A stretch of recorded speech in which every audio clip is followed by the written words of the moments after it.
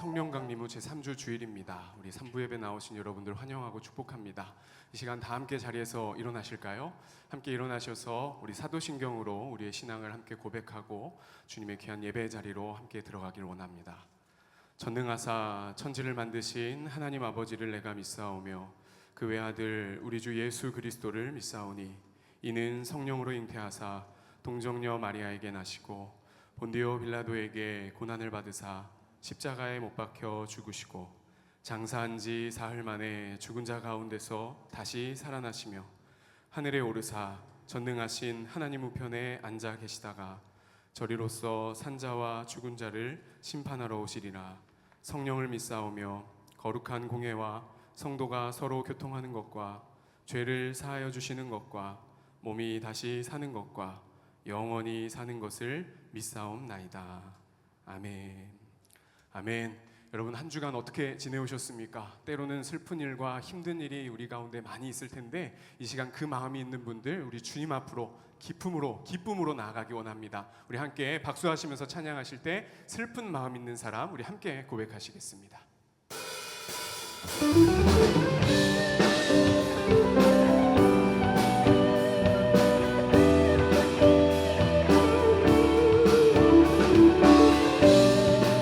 여러분 힘있게 함께 고백하실까요? 슬픈 마음 있는 사람 예수 이름 믿으면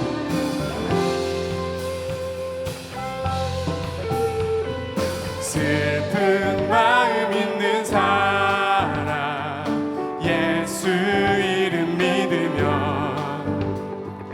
영원토록 변함없는 기쁜 마음 얻으리. 우리 한 번 더 고백할까요? 슬픈 마음 있는 사람 예수 이름 믿으면 영원토록 변함없는 기쁜 마음 얻으리. 예수의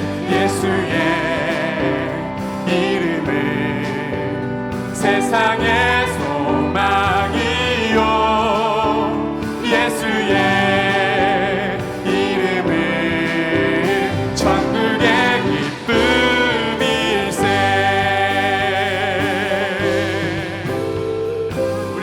고백합니다. 존귀하신 주의 이름을 찬양합니다. 아멘. 존귀하신 주의 이 우리 기쁨 되도다. 주의 품에 안길 때에 기뻐. 다시 한번 고백합니다. 존귀하신 주의 이름. 존귀하신 주의 이름 우리 기쁨 되도다. 주의 품에 안길 때에 기뻐 찬송 부르리. 예수의 이름은 세상의 소망이요 예수의 이름은 천국의 기쁨일세.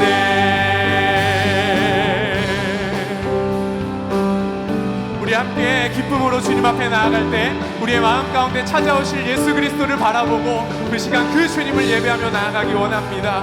우리 함께 고백합니다. 힘있게 박수하시면서 우리 갈 길 다간 후에 고백합니다. 우리 갈 길 다간 후에 보좌 앞에 나가 왕께 경배하며 멸류관을 드리리. 한 번 더 우리 갈 길 다간 후 보좌 앞에 나가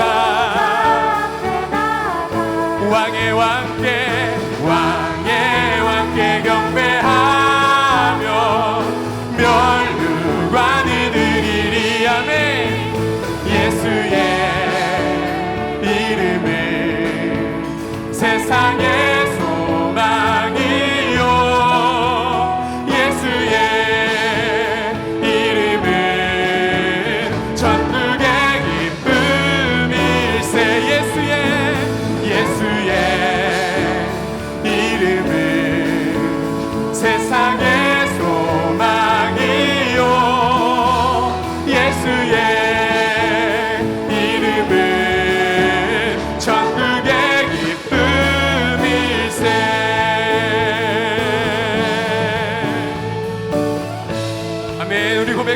예수 열방의 소망, 예수 열방의 소망, 예수 우리의 위로자, 주는 온 땅의 영원한 소망. 아멘.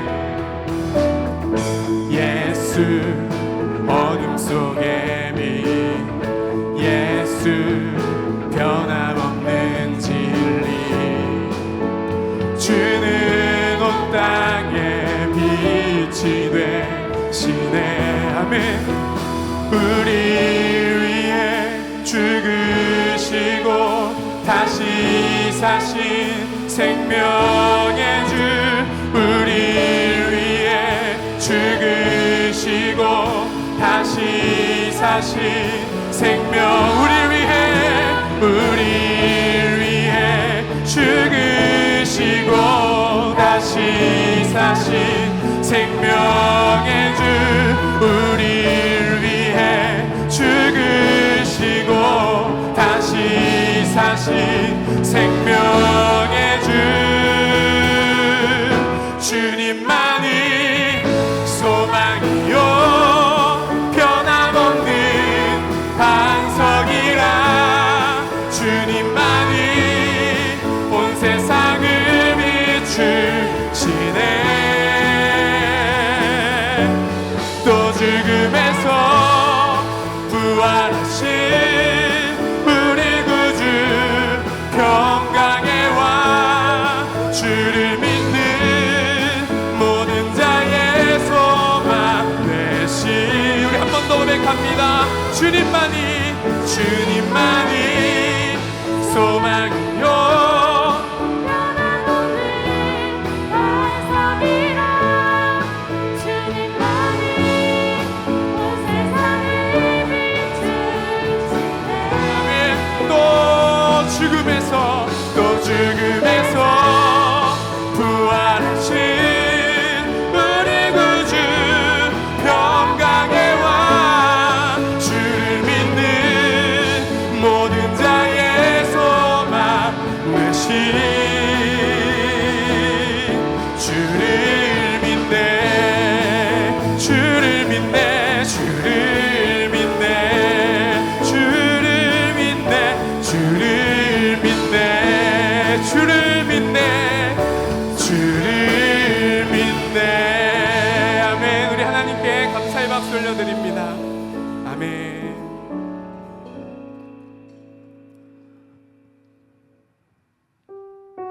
네, 이 시간 찬양할 때는요, 지난 수요일날 목사님과 말씀을 나누고 이 찬양을 함께 나눴는데 너무 은혜가 되고 마음에 계속 남아서 계속 부르고 묵상했던 것 같습니다. 좀 생소하시더라도 같이 이 시간 우리의 같은 마음을 주님 앞에 고백하며 나아가기 원합니다. 믿음이 없이는 우리 함께 고백하겠습니다. 주님, 제 마음이 너무 둔해서 주님을 볼 수 없습니다. 이 땅에 속하여 이 땅만 보다가 주님 손을 놓쳤습니다. 나는 나그네로 왔는데 왜 주저앉게 되었나. 나는 정직이인데 언제부터 내 삶의 주인이 되어버렸나.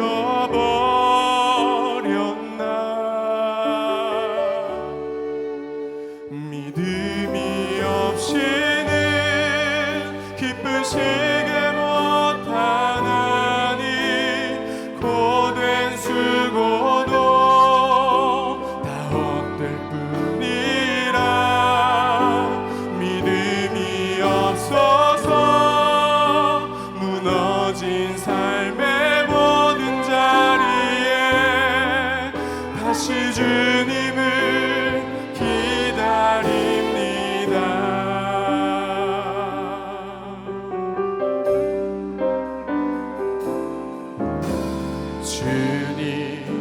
제 마음이 너무 눈에서 주님을 볼 수 없습니다.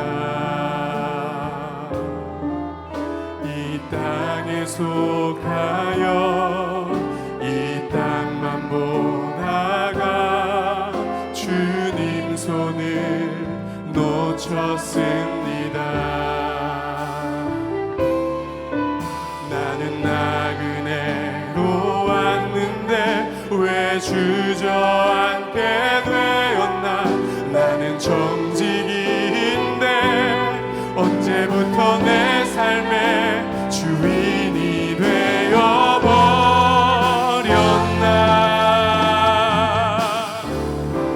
믿음이 없이는 기쁘시게 못하나니 고된 수고도 다 헛될 뿐이라. 믿음이 없어서 무너진 삶의 모든 자리에 다시 주님을 우리 한 번 더 고백합니다. 믿음이 없이는 기쁘시게 못하나니. 믿음이 없이는 기쁘시게 못하나니. 그를 찾는 자 반드시 만나리. 믿음이 없어서 무너진 삶의 모든 자리에 다시 주님을 우리 목소리 높여서 고백합니다. 아멘. 믿음이 없이는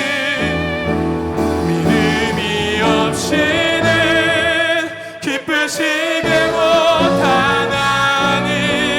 주를 찾는 자 반드시 만나리. 믿음이 없어서 무너진 삶의 모든 자리에 다시 주님을 기다립니다. 다시 주님을 기다립니다. 다시 주님을 기다립니다. 이 시간 다 자리에 앉으셔서 예배를 준비하는 마음으로 함께 기도하며 나아가기 원합니다. 주님을 신뢰하지 못하고 내 칼을 의지하며 그 말씀의 떨림 앞에 자리에 나아가지 않고 그것 의지하고 여기까지 왔습니다. 주님, 그 삶의 자리에, 무너진 그 자리에 주님 오늘 예배를 통하여, 말씀을 통하여 찾아와 주시옵소서. 여러분, 은혜를 간절히 사모하시는 마음 가지고 이 시간 함께 기도하며 주님 앞에 나아가겠습니다. 함께 고백합니다. 살아계신 하나님 아버지, 감사합니다. 아버지, 우리의 죄악이, 나의 욕망이, 나의 욕심이 주님 나의 칼이 되어서 마음껏 나의 삶 가운데 휘두르며 여기까지 달려왔습니다. 주님, 그게 지혜로운 길인 줄 알았고 그것이 승리하는 것인 줄 알았고 그게 바른 길인 줄 알았는데 주님, 돌아보니 주님의 말씀의 떨림 앞에 자리로 나아가지 못해서 주님의 음성이 들리지 않았습니다. 이 시간 간절히 소망합니다. 오늘 예배를 통하여서 주님께서 그 무너진 삶의 자리 가운데 찾아와 주시옵소서. 말씀으로 들려주시옵소서. 우리의 영을 여시고 깨닫게 하여 주시옵소서.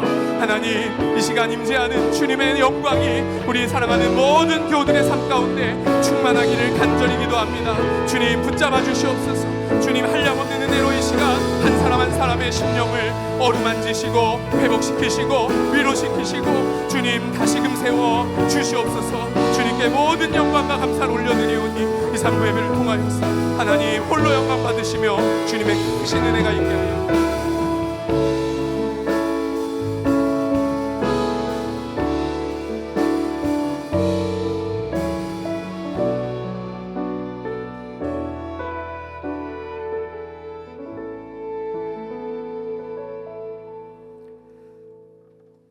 참 고맙고 좋으신 아버지 하나님, 지금까지 한량없는 은혜와 사랑으로 인도하여 주시고 오늘도 주님 전에 나와 예배하게 하시니 감사합니다. 예배를 통하여 주님께 모든 영광과 경배드리고 선포되는 말씀으로 우리 모든 심령들이 평안 가운데 참 소망과 감사가 넘치는 예배되게 하옵소서. 저희들 한 주간 세상에 살면서 오직 주님의 기쁨이 되고 주님 뜻 안에 합당하게 살아야 될진데 우리의 믿음이 약하여 탕자처럼 죄와 허물로 사망 근세에 붙잡혀 살아온 저희들 주님 보혈로 용서해 주시고 깨끗게 하여 주옵소서. 우리의 인생의 여정 가운데 선한 목자 되시는 주님 친히 인도하시사 날로 우리의 믿음의 분량의 깊이가 더해지고 말씀 묵상으로 하나님과 깊이 교제하여 참 진리를 알아 순종으로 충성하는 모든 성도들 되게 하옵소서. 주님, 이 나라가 코로나 방역 규제에서 벗어나 일상의 생활이 가능케 하신 주님의 은혜에 감사드립니다. 하지만 방역 규제가 풀렸음에도 많은 주님의 지체들이 영성이 떨어져 주님 전에 나와 예배하지 못하는 현실을 불쌍히 여겨 주옵소서. 간구하옵기는 다시금 믿음의 열정 회복시켜 주시사 초대교회의 성령 충만의 부흥이 이 땅에 임하게 하시고 교회와 기업과 가정마다 영권과 물권과 인권의 축복이 넘치게 흘러 주님 복음사에게 기이 쓰임받는 나라 되게 하옵소서. 우리 교회가 소망의 복음을 굳게 잡는 공동체로 나아갑니다. 새벽마다 이어지는 말씀 큐티와 1:1 제자 양육 훈련, 성경 통신대학, 매일 성경 말씀 암송, 금요 성령 집회와 오순절 기도에 모든 성도들이 기쁨으로 동참하여 은혜 넘치게 하시고 말씀을 가진 자로서 각 사람들에게 그리스도의 생명의 복음을 전파하고 진리의 말씀으로 양육하여 우리에게 맡겨진 청지기 사명 잘 감당하여서 주님 나라가 우리를 통해 이루어지는 교회 되게 하옵소서. 내일부터 다시 말씀 앞으로란 주제로 맥주 감사절 맞이 특세를 시작합니다. 우리 교회가 원래 말씀 묵상하는 교회로 시작하였사오니 끝까지 잘 통과하도록 다시금 다짐의 시간 되게 하시며 특세를 통해 개인과 가정과 기업이 회복되고 교회 안에 육신의 질고와 물질의 막힘이나 세상 고난의 모든 것들이 하나님을 찾고 기도하면 이루어주시는 주님을 만나는 시간 되게 하옵소서. 이 시간 단위에 세우신 담임 목사님 강건의 능력 주셔서 선포 말씀으로 은혜 충만하게 하시고 우리 모두가 그 말씀대로 순종하며 살게 하옵소서. 우리 교회와 모든 교우들 늘 사랑하시는 그리스도 예수님 이름으로 기도드렸습니다. 아멘.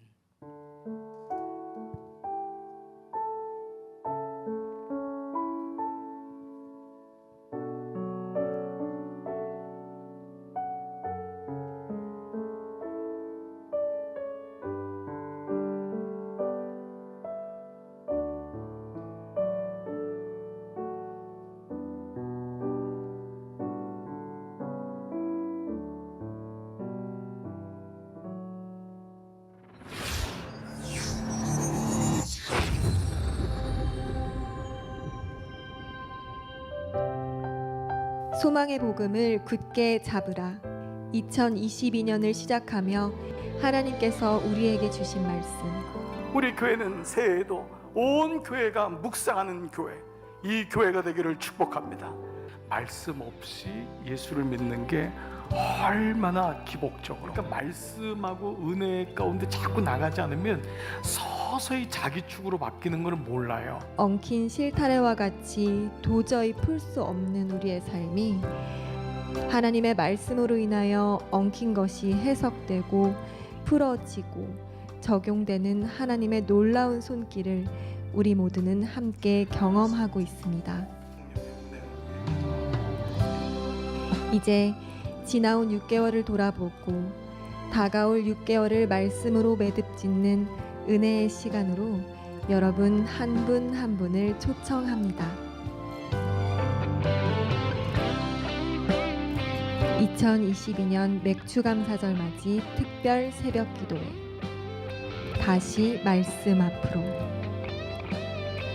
하나님이여 침묵하지 마소서. 하나님이여 잠잠하지 마시고 조용하지 마소서. 기록된 말씀으로 끊임없이 말씀하시며 우리를 회복시키시는 하나님의 음성을 듣는 시간. 맥주 감사절 맞이 특별 새벽 기도회. 다시 말씀 앞으로. 나아오는 자에게 반드시 말씀의 칼과 떨림 사이에서 승리케 하시는 하나님의 은혜를 경험하게 될 줄 믿습니다. 내일부터 시작되는 말씀과 예배, 기도의 자리에 여러분들을 초대합니다.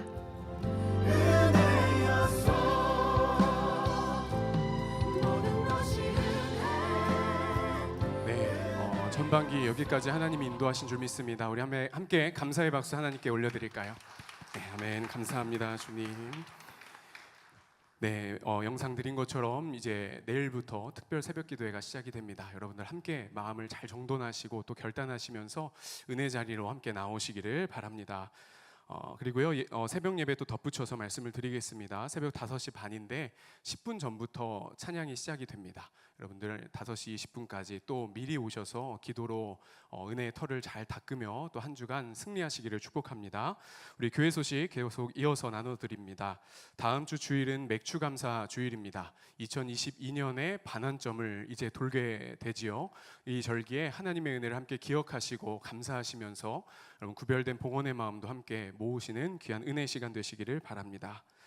그리고 1:1 제자 양육 동반자 과정 안내 계속 드리고 있습니다. 여러분 오늘 받으신 주보에 보시면 삽지로 신청서가 다 들어가 있습니다. 여러분 이 신청서 함께 읽어보시면 아마 좀 궁금하셨던 부분들이 또 이해가 되시리라 생각이 되고요. 작성하셔서 헌금함이나 또는 이 1층 로비에 동반자 신청함에다가 제출해 주시면 목회실에서 연락드리고 또 도와드리도록 하겠습니다. 우리 함께 동참해 주시기 바랍니다. 그리고 주일 예배 시간이 다음 주 주일 7월 첫 주일 3일부터 1부부터 4부까지 모두 30분씩 앞당겨지게 되고요. 그리고 모든 교회 학교 시간도 30분씩 다 앞당겨지게 됩니다. 여러분 하반기에 주님께서 이런 변화들을 통해서 또 우리에게 크신 은혜를 예비하셨고 또 부어주실 줄 믿습니다. 여러분 착오 없으시고 함께 예배 자리로 나오시기를 바랍니다. 교회 학교 여름 행사 안내해 드립니다. 유아유치부 여름 성경학교 7월 17일을 시작으로요. 8월 중순까지 청년부까지 각 부서에서 여름 성경학교와 수련회가 진행이 됩니다. 여러분 이를 위해서 함께 기도해 주시고 그동안 코로나 때문에 이 여름 행사를 계속 좀 잘 하지 못하고 모이지 못했었는데 이제 회복이 되어서 함께 나아갑니다. 우리 다음 세대들 은혜 많이 받을 수 있도록 중보해 주시고 또 후원해 주시기를 부탁을 드립니다. 더불어서 유아유치부가 그 여름 성경학교 기간 내에 바자회를 아이들을 대상으로 진행한다고 합니다. 그래서 여러분 각 가정에 나눌 수 있는 물품이나 나누고 싶으신 물건이 있으시면은요 유아유치부실 2층인데 그 앞으로 언제든지 이제 수거함을 비치해 둘 테니까 언제든지 가져다 주시면 저희 또 교회에서 잘 활용하여서 아이들에게 또 그걸 가지고 또 귀한 나눔의 시간을 이어가도록 하겠습니다. 또 1층 로비에 이제 예배 후에 올라가시면은요 여름 성경학교를 위한 기도문을 한 장씩 가져가실 수가 있습니다. 챙겨 가셔서 또 남은 기간 또 여름 성경학교 진행되는 기간 동안 이것 가지고 또 기도해 주시기를 부탁을 드립니다. 다가오는 행사 안내 드립니다. 6월 26일 오늘입니다. 3부 예배 후에 4층 식당에서 2, 4분기 새가족 환영회가 있습니다. 새가족부에서 아마 다 연락이 갔을 텐데요. 여러분 꼭 동참해 주시고 새가족 여러분들 4층으로 올라오시기를 바랍니다. 그리고 임원회가 7월 10일 주일 3부 예배 후에 있습니다. 그리고 특별히 최연학 권사님, 이경희 권사님 과정에서 마스크를 여러분들께 섬겨주셨습니다. 예배 후에 나가실 때에 2장씩 받아가시면 되겠습니다. 귀한 성김 감사합니다. 네, 이 시간 우리 드리신 예물 하나님 손에 올려드리시면서 우리 함께 찬양하시겠습니다. 자리에서 함께 일어나셔서 나의 모습 나의 소유 함께 고백하시겠습니다.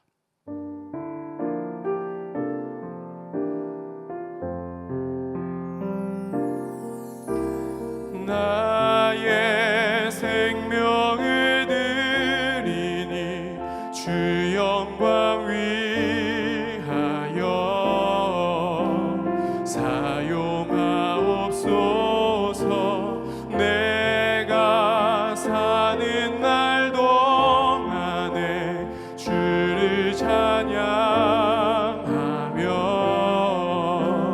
기쁨의 제물 되리. 나를 받아주소서.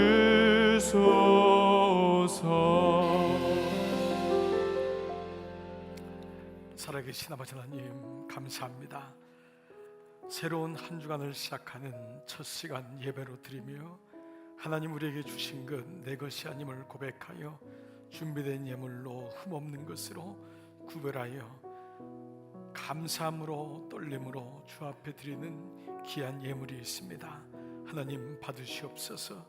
저희의 인생의 축이 행여나 물질이 되지 말게 하셔서 물질 따라가다가 하나님 잃는 인생이 아니라 하나님 중심으로 살았는데 물질이 우리의 삶에 오는 인생으로 하나님 삶의 전환이 일어나고 믿음의 전환이 일어날 수 있도록 은혜 베풀어 주시기를 원합니다. 인생에서 필요한 것이 많지만은 하나님, 내게는 하나님이 가장 필요하신 분이고 하나님이 전부입니다. 그 고백할 때 그 나라와 의를 구하는 자에게 하나님 베푸시는 은혜가 크시오니 오늘 이 아침 그분들이 주님 앞에 예물로 드리고 봉헌을 드립니다. 하나님, 종들의 예물을 통하여 주의 나라가 확장되고 무엇보다 가정 기업이 하나님 나라로 마음껏 쓰임받게 하여 주옵소서. 허락하신 배우자들, 자녀들 하나님 나라의 기업으로 성전의 요긴한 돌처럼 사용되어 하나님께 영광 돌리게 하여 주옵소서. 종들의 직장과 허락하신 기업, 하나님 가정을 위하여 기도합니다. 어려운 때지만 잘 견디게 하시고 하나님의 후대하심과 선하심이 있음을 기억하며 어려운 때에 강에 떡을 던졌던 그 믿음의 은혜가 오늘 우리에게 와 하나님께 드려지고 쓰임받은 인생으로 인도하여 주옵소서. 흩어진 종들을 위하여 간구합니다. 마음이 아픈 자들이 많이 있습니다. 마음이 무너진 자들이 있습니까? 오늘 하나님 한 분 한 분을 만져주시고 안수해 주시길 원합니다. 연약한 곳에 믿음으로 또한 손을 얹고 기도합니다. 싸매시고 감싸시는 아버지, 만지시고 회복시키시는 아버지, 고치시는 아버지, 오늘 이 시간 연약한 종들의 마음과 몸을 주 앞에 올려놓사오니 주님 꼭 만지셔서 예배하다가 말씀 듣다가 하나님 찬양하다가 집에 가다가 내 삶에 내 육체에 전환점이 있고 변화가 일어나는 회복의 역사가 있을 줄 믿습니다. 연로하신 부모님을 섬기는 가정마다도 함께 하셔서 천국의 소망 꼭 붙잡게 하시는 은혜가 가정마다 있게 하여 주옵소서. 이 시간 떨어져 있는 자녀에게 또한 배우자나 가정 부모님이 있습니까? 손을 들어 찾아갑니다. 하나님, 그들 위해 안수합니다. 하나님, 그들에게 복의 복을 더하사 예배의 복, 하나님을 아는 복이 임하게 하여 주시옵소서. 지방에 있습니까? 멀리 해외에 있습니까? 하나님, 어느 곳에 있든 주님 아시죠? 주님 긍휼히 여겨주시고 인도하여 주옵소서. 오늘 모든 것을 감사하며 예수님의 이름으로 축복하며 기도드리옵나이다. 아멘. 아멘. 다 자리에 앉아주시기 바랍니다. 자, 이 시간은요 우리 새가족 환영, 우리 산부 예배 때마다 오신 분들 잠깐 인사하고 우리 축복하는 시간 가졌죠. 오늘 우리 새가족 되시는 분들 오늘 잠깐 좀 앞에 좀 나오시기 바랍니다. 네, 이쪽에 다 앉아 계신가 본데요. 네, 2층에 계신 분이 있으면 내려오시기 바랍니다. 네, 네, 앞으로 좀 쓰시면은 우리 같이 우리 한 공동체에서 신앙생활하는데 이런 모르고 지낼 수가 있잖아요. 아, 우리 이분이 우리 교회의 새가족이시구나 이러면 이제 아시고 인사해 주시고 도와주시기 바랍니다. 오늘 다 나오지 못하신 분이 있을 터인데요. 자, 우리 시간 장로님들, 구역장님들 같이 한번 축복하겠습니다. 자, 우리 먼저 박수로 한번 환영할까요? 네, 축복합니다. 네, 고맙습니다. 네, 네, 감사합니다. 네, 고맙습니다. 네, 네, 네, 제가 이 시간 잠깐 축복하겠습니다. 하나님 감사합니다. 몸된 교회에 정말 가족으로 오셨습니다. 하나님, 지난 시간 속에서도 함께 하셨지만 공동체를 통해 주시는 은혜가 크기에 하나님 종들을 축복하고 하나님께 올려드립니다. 하나님, 우리 교회에서 하나님 만나게 하시고 예배를 통해 주시는 그 은혜가 종들에게 넘쳐 종들의 가정이 변화되고 기업이 하나님 손에 위탁되어 하나님께 복받은 하나님의 종들로 축복하여 주시옵소서. 이제 하나님과 함께 축복하는 모든 종들에게도 은혜를 베푸시고 우리 서로 도와주고 중보하면서 믿음의 교회의 나라를 이뤄가게 하실 줄 믿습니다. 감사하고 예수님의 이름으로 기도드리옵나이다. 아멘. 인사하시면서 들어가실 여러분은 큰 박수로 여러분 축복해 주시면 고맙습니다.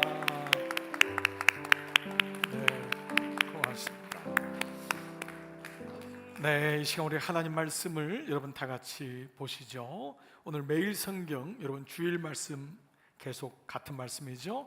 이런 매일 성경 꼭 우리 교우들은 매일 성경 가지고 다니시면 좋겠습니다. 자, 시편 82편입니다. 82편 1절로 8절까지 1절로 8절까지 저랑 같이 교독하겠습니다. 864페이지입니다. 1절로 8절입니다. 하나님은 신들의 모임 가운데 서시며 하나님은 그들 가운데서 재판하시느니라. 너희가 불공평한 판단을 하며 악인의 낫보기를 언제까지 하려느냐. 가난한 자와 고아를 위하여 판단하며 곤란한 자와 빈궁한 자에게 공의를 베풀지며 가난한 자와 궁핍한 자를 구원하여 악인들의 손에서 건질지니라 하시는도다. 그들은 알지도 못하고 깨닫지도 못하여 흑암 중에 왕래하니 땅의 모든 터가 흔들리도다. 내가 말하기를 너희는 신들이며 다 지존자의 아들이라 하였으나 그러나 너희는 사람처럼 죽으며 고간의 하나같이 넘어지리로다. 하나님이여 일어나서 세상을 심판하소서. 모든 나라가 주의 소유이기 때문이니이다. 아멘. 아멘. 자, 우리 같이 한번 아멘 합시다. 할렐루야. 자, 우리 앞뒤로 좌우로 한번 인사할게요. 참 잘 오셨습니다. 참 잘 오셨습니다. 네, 여러분 한 주간 동안 잘 사셨지요? 잘 오셨습니다. 고맙습니다. 자, 여러분 오늘 주보 안에 오늘 한 목사님 광고하셨지만 다시 한번 좀 찾아보세요. 1:1 제장 동반자 과정 신청서 이거 한번 꺼내보시죠. 여러분이 이제 이걸 놓고 기도할 터인데 그래도 제가 여러분 좀 한번 같이 한번 읽어드리면서 이게 왜 중요한지를 한번 같이 볼게요. 동반자 과정은 그야말로 이제 친구가 되는 과정입니다. 저희 교회는 지난 3년 동안 이 동반자 과정을 잘 준비하면서 이제 여기까지 왔는데요. 동반자 과정을 한번 보시죠. 배정되는 양육자와 이 배정되는 건 임의로 배정하지 않고 남자는 남자, 여자는 여자, 형제는 형제끼리, 자매는 자매끼리에서 제비를 뽑습니다. 저도 이제 기다립니다. 제가 저에게 어떤 형제가 올지, 우리 목사님들에게 어떤 분이 올지. 그래서 한 분이 하나님께서 허락하신 그 1:1로 만나 처음의 시간과 더불어서 16주 동안 함께 교제하고 나누는 시간입니다. 여러분, 이것은 여러분의 믿음을 도와주는 과정이에요. 누가 이렇게 더 신앙이 연륜이 많고 교사이기 때문이 아니라 우리가 먼저 말씀을 배우고 익혀서 여러분 같이 여러분의 말씀 묵상을 도와주고 함께 그야말로 동반자입니다. 그런데 작년 10월에 우리가 금요 성령 집회 때 우리가 이 동반자 과정을 1:다로 제가 이제 여러분 전체로 했는데 이 과정을 잘 성실히 마친 분은 동반자 과정을 안 하셔도 됩니다. 이분은 2기 양육자반에 들어오시면 되고요. 그러나 만약 여러분 중에 그때도 은혜 받았지만 목사님 저는 1:1로 다시 동반자 과정을 같이 공부하고 싶습니다. 그분은 누구든지 환영합니다. 여러분 이해되셨죠? 그리고 자, 두 번째요. 대상자는 누굴까요? 우리 교회 정교인입니다. 그러니까 예외가 없는 겁니다. 그러니까 꼭 우리 교회 안에 있는 이상은 우리가 꼭 같이 이 과정을 밟는 거죠. 우리 직분자 장로님들로부터 오랫동안 신앙생활 하신 분, 또 연로하신 분도 괜찮습니다. 새가족분들 누구나 다 동참할 수 있습니다. 신청 방법은 우리 담당 목회자에게 연락 주시거나 이 신청서에 이제 기도하시면서 내가 마음에 받아야 되겠다 기록하시면은 여러분 이제 그 타이밍은 언제는 여러분과 함께 나누면서 좋은 시간을 잡는 거니까요. 여러분이 일단 기록하셔서 제가 동참하겠습니다 넣어주시면은 우리가 그 이후에 이제 공지해 드리겠습니다. 여러분 모두가 함께 동참하시길 축복합니다. 자, 여러분 내일부터 우리가 특세 한 주간이 이제 6개월을 지나고 새로운 7월부터 이제 준비하는 시간을 갖습니다. 감사한 것은 그동안 가뭄이어서 비가 안 와서 참 마음이 그랬는데 이번 일주일 동안 비가 내내 내린다고 해요. 그러니까 하늘에서는 단비가 내리고 우리는 모여서 은혜 받고. 아멘. 네, 여러분 비가 오니까 여러분 마음속에 혹시 아우 힘들면 어떡하지? 여러분 그것보다는 비가 와도 또 하나님의 은혜가 큼을 아시고, 여러분 제가 계속 말씀드립니다. 믿음은 타이밍이에요. 여러분 마음속에 기도할 때다 하나님 마음 주시면은 어김없이 주의제 나오셔서 꼭 같이 기도하시고, 부득불 정말 거리 때문에 사정 때문에 못 오시는 분은 꼭 집에서 함께 그 시간에 예배하시기를 축복합니다. 자, 우리 옆에 사람이랑 한번 얘기하는데 한 주간 동안 새벽을 깨웁시다. 시작. 한 주간 동안 새벽을 깨웁시다. 네, 여러분 벌써 안 하시는 분은 안 해요. 네, 그러면 안 되고 같이 마음의 입으로 고백되면은 몸도 따라갑니다. 아멘. 여러분 내일부터 한 주간 하나님의 은혜의 시간 되기를 축복합니다. 자, 이 시간 여러분 설교 제목 같이 한번 읽습니다. 시작. 알지도 못하고 깨닫지도 못하는 자. 자, 우리가 이제 어제까지 사울의 죽음으로 사무엘상 말씀을 마쳤습니다. 교우들 중에 적지 않은 분들이 목사님 사무엘서에 이런 말씀이 있다는 것을 이제 처음 알았습니다. 그분이 예수 믿은 지 30년 넘으신 분인데, 그러니까 설교를 듣는 거하고 말씀을 묵상하는 건 완전 달라요. 이건 정말 결이 다른 거예요. 그러니까 여러분이 묵상할 때 말씀이 보이고 말씀이 들립니다. 그러니까 설교할 때 듣는 건 귀로 듣지만 묵상할 때 듣는 건 내 영으로 말씀이 묵상되어지고 새겨지는 거거든요. 우리가 지난 5월 8일 날 사무엘상 1장에 한나의 아픔과 엘리의 축복이란 제목으로 그게 5월 8일이었습니다. 그래서 58일 동안 사무엘상 여정을 지금까지 온 겁니다. 그래서 이제 드디어 어제 사울이 비참한 죽음을 맞이하면서 사무엘상 말씀이 마무리가 되죠. 자, 우리가 계속적인 질문이지만 사울이 옳으냐 다윗이 옳으냐, 누가 좀 더 낫냐 누가 좀 더 덜하냐? 아닙니다. 사울이나 다윗이나 50보 100보예요. 절대 어느 누가 더하고 덜할 수 없다는 겁니다. 그런데 왜 하나님은 다윗을 통하여 구원의 계보를 이루고 왜 사울은 비참하게 저런 인생을 마쳤을까? 뭔가 디퍼런스, 차이가 있을 거 아니에요. 그게 묵상될 때 많이 보여줍니다. 하나님 말씀은 겨자씨가 땅에 심겨진 것 같이 보이지 않기 때문에 그 말씀을 잘 묵상하면 하나님의 지혜가 열리고, 아, 이것이 구원을 통과하는 말씀이구나, 그것이 여러분 깨닫게 됩니다. 이것이 이번 목회 칼럼에 있었던 한 끗의 차이입니다. 여러분, 한 끗이라는 게 작게 보이지만 이게 티핑 포인트가 되면 한 방울 때문에 바위가 쪼개지는 거예요. 그 한 방울, 우리가 볼 때 물론 계속 떨어진 거지만 그 마지막 라스트 드리핑, 마지막 방울이 바위를 쪼개는 것처럼 2%가 있습니다. 여러분 보시면요, 프로와 아마추어는요 겉으로 보면 별 차이가 없는 것 같아요. 근데 거기 2%가 있습니다. 프로끼리도 올라가면 2%가 있습니다. 공부를 잘하는 학생들 올라가면요 한두 문제 때문에 당락이 결정됩니다. 믿음이란 게 가만 보면은 그냥 교회 나오고 그냥 예수 믿는 것이 아닙니다. 믿음 안에 들어가면 믿음의 비밀이 있음을 알게 됩니다. 그게 바로 다윗의 계보와 사울의 계보가 왜 나눠지는가. 오늘 그 말씀을 마침 시편 82편은 다윗이 임명했던 찬양대 대장인 아삽이 쓴 시입니다. 그러니까 아삽은 하나님의 사람이었고 다윗이 임명했으니까 다윗의 일거수일투족을 옆에서 지켜봤던 사람이거든요. 그가 고백하는 오늘 말씀이 참 어찌 보면 말씀이 연결되는 것이 마치 사무엘상 31장 전체 말씀을 한 문장으로, 마치 1절의 말씀이 한 문장으로 요약하는 것 같은 말씀이 오늘 말씀입니다.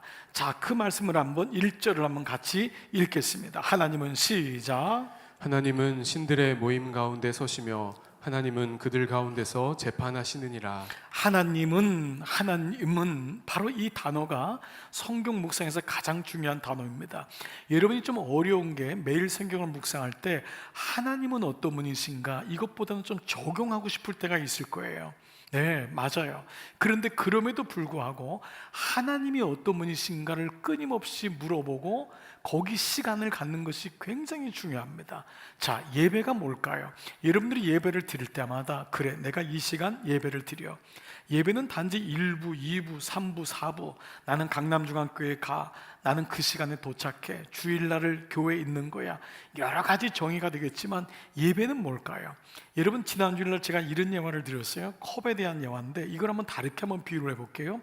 인생이 마치 life is like that, 뭐와 같다 라고 얘기할 때 인생이 물이라고 여겨지는 사람이 있을 거예요. 목사님, 인생은 물이에요. 인생은 물을 아구까지 채워야 돼요. 물이 없으면 인생은 비참해요. 인생은 물이에요 라고 하는 사람이 있을 거예요. 어떤 분은 인생은 그래도 컵입니다. 보여지는 게 달라요. 봐요, 벌써 그 사람 때깔이 달라요. 그 사람 얼굴이 달라요. 여기다 보석 같은 거 몇 개 붙이면 달라지겠죠. 인생은 역시 프레임이에요. 내가 가지고 있는 인생, 이게 인생이에요. 컵이에요. 어떤 분은 인생은 제가 들고 있어 사람이라고 할 거예요. 목사님, 인생은 사람이더니군요. 누구를 만나냐에 따라서 이 컵을 들고 있는 게 다르잖아요. 배우자도 잘 만나야 되고, 내 자식도 배우자 잘 만나고, 인생은 멘토도 잘 만나고, 인생은 사람이에요. 그런데 여기서 멈춰주면 1차원, 2차원, 3차원인 거예요. 4차원의 믿음이란 건 뭐냐 하면 예배는 신령과 진정으로 하나님께 예배하는 거거든요. 하나님을 보는 것이 예배입니다. 하나님을 인지하는 것, 이것이 예배가 안 된다면 우리는 물을 채우기 위해서 예배하고 컵을 좋은 컵으로 만들기 위해서 예배를 하고 사람에 대해서 초점을 할 거예요. 그러나 이 물을, 인생을 거는 사람은 물은 얼마 없으면 떨어집니다. 물은 없어지는 거예요. 컵의 인생이라는 생각하면 컵이 떨어지면 쪼각납니다. 박살나는 거예요. 사람이 인생이라고 여기는 사람이 있습니다. 그러나 저는 알아요. 제 남은 인생이 불과 20년, 30년 길어도 그것밖에 안 되는 유한한 것을 압니다. 그래서 이걸 아는 자, 깨닫는 자는 바로 예배는 하나님을 보는 거구나. 하나님이 보여줘야 되는구나. 그러나 우리의 눈은 1차원이고 우리의 삶은 2차원이고 우리의 생각은 3차원이기 때문에 4차원에 계신 하나님이 보이지 않는 거예요. 그렇기 때문에 부단히 예배를 통하여, 말씀을 통하여 그분이 어떤 분인지를 알아가는 것, 이것이 예배를 할 수 있습니다. 그래서 오늘 시편 82편에 하나님은 인생은 이게 아니라 하나님은 어떤 분이시냐. 근데 오늘 말씀을 다시 한번 봐보세요. 하나님은 신들의 모임 가운데 서시며, 이 말씀은 구약의 히브리적인 문학적인 표현인데 마치 하나님이 모든 신들 가운데 서셔서 그들을 통치하시는, 바로 이런 문학적인 표현으로 와 있지만 그것은 신들의 모임이 아니라 하나님은 맨 마지막 단어가 재판하시느니라. 그분이 judge, God judges, 그분이 재판하시는 분이다. 그 말로 인하여서 우린 다른 말도 이제 이 평행 구절을 보면은 이 말씀은 하나님은, 그리고 그 다음에 신들을 통해서 하나님은 재판하신다라고 하는 이 말씀이 바로 신들 같은 권위와 힘을 준 재판관들과 통치자들에게 주시는 말씀인 것을 알 수 있습니다. 즉 시편 82편은 겉으로는 정의와 공의를 세우는 그런 말씀으로 기억하지만 모든 말씀은 구속사적으로 말씀을 봐야지만이 이 말씀이 해석이 되고 적용이 되거든요. 구속사는 그 말씀에서 예수 그리스도가 발견되고, 그 말씀에서 죄가 발견되고, 그 말씀에서 하나님의 하늘의 가치관이 발견되고, 그 말씀에서 지금의 내 모습이 발견되어 적용되는 것이기 때문에 이 말씀은 바로 그렇게 이 땅에 하나님을 잊어버린, 하나님이 그렇게 주셨던 힘과 은혜를 잊어버리고 자기가 재판관인 양, 자기가 통치자인 양 살아가는 그 사람들을 심판하시겠다, 주님이 재판하신다라는 말씀입니다. 그래서 2절 말씀이 이해가 됩니다. 너희가 불공평한 판단을 하며, 이 unjustice라는 건 하나님이 없는 판단이에요. 하나님을 두려워하지 않아서 네 맘대로 고아와 가난한 자, 궁핍한 자를 네 맘대로 가지고 그들을 판단하느뇨, 바로 그 말씀이에요. 불공평한 판단을 하고 악인의 납보기를, 이것도 이제 구어인데요, 어떤 문학적인 용어인데 악인과 얼굴을 맞대고 사는 것. 그러니까 재판관이라면 악인들하고 같이 살면 안 되잖아요. 그들과 거리를 두고 그들을 엄히 다스려야 되는데 이 변질된 재판관 통치자들이 악인과 얼굴을 맞대고 사는 것을 언제까지 하려느냐라고 하는 질책에 대한 말씀입니다. 자, 그러니까 이게 무슨 말씀이냐? 우리가 이제 우리 스스로가 나도 모르게 재판관이 되어버린 삶에 대해서 얘기하는 것입니다. 자, 이 부분은 아주 작은 부분이지만 여러분 중에는 이 부분을 느끼는 분도 있고 느끼지 못하는 분도 있을지 모르지만, 나도 모르게 내가 모든 것을 판단하고 비판하고 내가 그 중심에 서서 살아가는 모습이 내 안에 있다는 거예요. 처음에는 하나님이 내 안에 들어와서 하나님 중심이 되었는데 어느 순간부터인가 내가 중심이 된 거예요. 그래서 내 생각으로 해석하고 내 생각으로 판단하고, 이것이 성경적인 용어로 하면 뭐까지 가냐면 바로 이 단어예요. 정죄, 죄에 있다라는 거예요. 그래서 여러분 로마서 8장 보면은 우리가 성령 안에 있는 자는 정죄함이 없나니란 말은 하나님은 우리를 정죄, 하나님도 죄에 있다 여기지 아니하시면서 그 간음한 현장에 잡힌 여인에게 나도 너를 정죄하지 아니하노니 가서 다시는 죄를 범하지 말라고 했는데, 우리 마음속에 끊임없이 솟아나는 마음이 뭐냐 하면 무언가 볼 때 옳음과 그름이 내 안에서 너무 빨리 결정되는 거예요. 그리고 거기에 대해서 나는 비판하고 판단하고 그것을 해서 그 사람이 그렇게밖에 살지 못했어 라고 하는, 심지어는 죄에 있다, 정죄, 저건 분명히 문제가 있을 거야. 예수님 당시에 맹인들, 장님이 왔어요. 그랬더니 뭐라 그러죠? 이 사람의 눈이 먼 것은 조상의 죄 때문입니까? 부모의 죄 때문입니까? 이 사람의 죄 때문입니까? 하나님, 예수님 뭐라 그래요? 아버지의 죄도 아니고 이 사람의 죄도 아니고 이를 통하여 하나님의 영광을 드러내려 함이니라. 그 말씀이 이해가 안 됐을 거예요. 왜냐하면 유대인들은 오랫동안 모든 것을 죄의 결과라고 생각했던 거예요. 그러니까 자기가 이미 율법으로 결정한 거예요. 판단한 거예요. 자, 우리가 지난 주일날 은혜를 받았다고 할 때 그것이 마치 펜싱 경기의 투세, 내가 찔림을 받았습니다. 이것이 은혜를 아는 자의 반응이라고 했어요. 누군가를 찌르는 인생에서 이제는 내가 말씀으로 찔림을 당했습니다. 내가 찔림을 당해야 쌉니다. 맞습니다. 저는 그런 자입니다.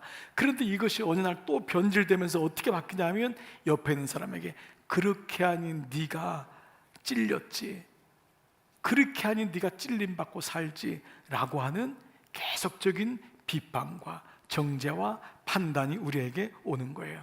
신앙생활하면서도 사실 여러분 이 영역이 우리 삶에 잘 보이지 않지만 가만히 보면 우리 안에 이것이 굉장히 많이 있습니다. 어떤 사람은 자기 스스로를 향해서 굉장히 비하하는 사람이 있습니다. 스스로를 향해서 정죄하는 거예요. 비판하는 거예요. 내 인생에 무슨 선한 것이 있겠냐는 말이에요. 스스로가 좀 잘 될 때는 몰라요. 조그만 문제가 있으면 내가 이럴 줄 알았지. 스스로가 하나님이란 단어가 없어지고 스스로가 자기의 인생의 주인 되는 거예요. 왜 어제 사울의 죽음이 비참한 죽음입니까? 그의 인생은 하나님께서 주셨잖아요. 근데 사울은 마지막까지 하나님을 놓쳐버리니까 죽음도 자기의 방법으로 선택하는 거예요. 이게 너무 기가 막힌 아픔을 경험하는 것입니다. 이렇게 사람에게 어떤 축이 생기면은 그 길로 가는 모습을 보게 되는 거예요. 자, 그런 모습을 보면서 우리 신앙생활 속에서 자기에게 이러한 비난과 비판, 정죄를 하는 사람이 있는가 하면 그것이 열등감으로 돌아 다른 사람을 향해서 계속적으로 비판하고 판단하고, 안 그런 척하지만 아이고 저러니까 저렇게 살지 라고 하는 그 마음이 우리 안에 있는 거예요. 교회 생활하면서도 사실 이것이 보이지 않는 것 같지만요, 결국 해석의 문제를 잘못 만들게 되고 그로 인해서 노이즈가 교회 안에 얼마나 많습니까? 나 같으면 그렇게 안 하겠다고. 그러나 설령 사실 그 자리에 가면 또 그게 또 잘 안 됩니다, 여러분. 근데 우리는 늘 이렇게 누군가를 비판하거나 아니면 정죄하거나 거기에 대해서 말하지 않으면 견디질 못하니까 계속 누군가에 얘기하는. 그래서 제가 이렇게 임원들하고 여러분 권사, 중직자, 교회 여러분 스스로가 직분 관계없이 나는 교회 오래 다녔어, 나는 그래도 교회 리더야 라는 것을 중직자라고 합니다. 중직자 뭐냐 하면 무거울 중자를 쓰는 거예요. 제가 중직자를 바라볼 때 어디다 쓰냐 하면 어떤 말씀이 떨어질 때 그 말씀이 얼마나 무겁게 여기느냐라는 거예요. 왜냐하면 그 말씀이 잘못 번져나가면 그 말씀을 해석하지 못하는 사람은 그것을 잘못 해석해서 그걸로 오류를 겪을 때가 많기 때문에 좀 더 교회의 모든 얘기가 퍼질 때까지는 가만히 그 얘기를 품고 지켜봐야 되는 거예요. 지난 주일날 아비가일에 대해서 배우면서 왜 아비가일이 지혜로운 자입니까? 그 사람은요, 남편이 포도주에 깰 때까지 기다려서 차근차근 하나님이 일하신 것을 얘기합니다. 그러나 받는 나발이 워낙 자기밖에 모르니까 스스로가 죽음을 선택했지, 결국 아비가일의 모습을 봐보십시오. 그 전에 다윗 앞에 나가서 맞습니다, 내 남편은 미련한 자입니다, 그러나 이 죄를 나에게 돌리십시오. 이게 아비가일의 모습인 거예요. 아비가일이 만약에 비판을 했다면 맞습니다, 그 남편 죽어도 쌉니다, 사실 우리는 아무 죄가 없고 나는 남편 잘못 만난 거 외에는 죄가 없습니다. 그러면 다윗이 어떻게 했을까요? 너도 죽여라, 뭐 이랬을 거예요. 뭐 이런 예 아니에요? 그러니까 결국은 우리의 삶 속에 일어나는 이 보채물 어떻게 할 거냔 말이에요. 나도 모르게, 나도 계속적인, 남자들 같은 경우는 좀 안 그럴 것 같죠? 아닙니다. 남자들도 계속 직장에서 비교당하고 거기서 무언가 또 나서야 되기 때문에 누군가를 깔아뭉개지 않으면 안 되는 게 있는 거예요. 계속적으로 정죄에 대한 모습, TV만 킬면은 모든 게 흑백 놀린 거예요. 여러분, 정치인들의 목적이 뭘까요? 그래서 TV를 바보 상자라고 하는 이유가 선진국일수록 TV를 보는 사람 숫자가 훨씬 줄어듭니다. 왜냐하면 본인이 선택하는데 후진국일수록 TV 중심으로 정치를 합니다. 그러니까 뭐죠? 모든 정치인들은 TV를 보게 함으로 백성들을 정치화시킵니다. 계속해서 이놈은 나쁜 놈이고 우리가 좋은 놈이고, 그래서 말 한마디 한 것까지도 방송국을 통하여 계속 유출시킵니다. 그래 백성들은 그걸 아침부터 저녁까지 보니까 어떻죠? 본인 스스로가 흑백 논리에 빠지게 되므로 말씀 묵상이 안 된다고 했어요. 여러분, 이건 남자들이나 혹 여자분들도 TV에 너무 오래 붙잡혀 있으면 묵상이 안 되는 이유가 여기 있습니다. 모든 이 세상의 논리와 구조는 흑백 논리예요. 진영 논리예요. 그렇기 때문에 여기 말씀이 들어가면은 옳고 그름에 자기가 입법자가 되고 주관자가 되는 것입니다. 왜 이것이 영적일까요? 창세기 3장에 나온 첫 번째 선악과를 아는, 선악을 아는 나무, 여러분들 저는 선악과는 선악을 아는 나무거든요. 그 나무를 아담과 하와가 먹은 다음부터 선과 악을 기준하는 건 하나님밖에 없는 거예요. 근데 불완전한 인간이 선과 악을 아는 나무를 먹음으로 눈이 밝아진 그때부터 벌거벗은 게 보이고, 그때부터 수치가 보이고, 그때부터 자기가 기준이 되는 것입니다. 그래서 그 이후에 가인이 아벨을 자기 마음에 옳지 않기 때문에 쳐 죽이는 그 사건이 인류의 살인과 전쟁의 시초가 되는 것입니다. 무슨 말입니까? 내가 중심되는 인생, 이것이 첫 번째 원죄의 결과인 것입니다. 그래서 사사기의 마지막 주제가 21장 15절에 그때의 왕이 없으므로 모든 사람이 자기 소견에 옳은 대로 살았더라. 이것이 바로 악하다는 것입니다. 이것이 죄성임을 얘기합니다. 자, 이런 가운데 우리는 오늘 시인은 하나님이 우리에게 원하시는 진짜 회복된 재판자, 자기가 중심되는 모습이 아니라 하나님 중심되는 떨림이 있는 재판관과 통치자의 모습이 어떠한지를 우리에게 4절, 5절, 3절, 4절에서 말씀해요. 같이 한번 읽을게요. 시작. 가난한 자와 고아를 위하여 판단하며 곤란한 자와 빈궁한 자에게 공의를 베풀지며 가난한 자와 궁핍한 자를 구원하여 악인들의 손에서 건질지니라 하시는도다. 자, 여러분 이 말씀을 다시 한번 보시면 동사가 세 가지가 나와요. 첫 번째, 우리가 누가 가난한 자고 누가 고한지를 판단하라는 거예요. 올바른 사람은 판단하는 거죠. 그 판단이란 단어가 처음에 나오지만 이 판단이 아무리 옳아도 그 다음에 가야 되는 것이 공의라는 거예요. 공의라는 건 하나님의 비유라는 거예요. 하나님의 눈으로 봐야 된다. 너의 판단이 옳아도 그것이 하나님의 눈으로 옳은지를 봐야 되고, 공의를 베풀고, 세 번째는 그 모든 것이 구원을 이루어 악에서 건지는 것이 목적이 되어야 된다. 이것이 우리에게 주신 참 재판관과 참 통치자의 모습이라는 거예요. 여러분이 어떤 것을 판단했습니까? 그게 옳아요. 그런데 기도하는 사람은 그것이 옳아도 마음속에 걸림이 오는 거예요. 아, 내가 그 사람에 대해서 얘기를 했어도 하나님이 보시는 건 다를 수가 있겠다. 그 마음이 오는 거예요. 그리고 세 번째는 그의 구원을 위해서 기도하기 때문에 내가 누군가를 향해서 손가락질하거나 비판하고 비난한 것이 죄가 될 수 있구나라는 것을 보게 돼요. 여러분, 오늘 이 말씀을 한번 보면서 가난한 자라는 것은 여기 첫 번째, 돈이 없는 사람만이 아니라 이 사람은 허약한 자, 아래로 떨어진 자도 가난한 자예요. 이 사람이 원어적으로도. 두 번째 고아는요, 부모가 없는 자뿐만 아니라 보호자를 상실한 자, 과부도 여기 해당될 수 있고요, 무시당한 자, 기댈 자가 없는 자가 고아고요. 세 번째, 곤란한 자는 문제만 겪은 자가 아니라 그로 인해서 눌림을 당한 자, 압제를 당한 자, 원어로는 숨쉬기가 어려운 자, 이 사람이 곤란한 자. 네 번째, 빈궁한 자는요, 가난한 자뿐만 아니라 삶의 어려움으로 마음이 무너진 자가 빈궁한 자고요. 마지막 다섯 번째, 궁핍한 자는 꼭 필요한 것이 없는 자인데, 즉 꼭 필요하신 하나님 없이 살아가는 사람, 이 사람이 궁핍한 자라는 거예요. 자, 그러면 오늘 이 말씀을 무슨 의미죠? 바로 너가 그 사람 아니었냐 말이에요. 네가 지금 내가 너에게 신들에게 주는 힘과 그 파워를 줘서 너를 통치자로, 너를 재판관으로 세웠지만 너가 실상은 그런 모습이 아니었냐라는 거예요.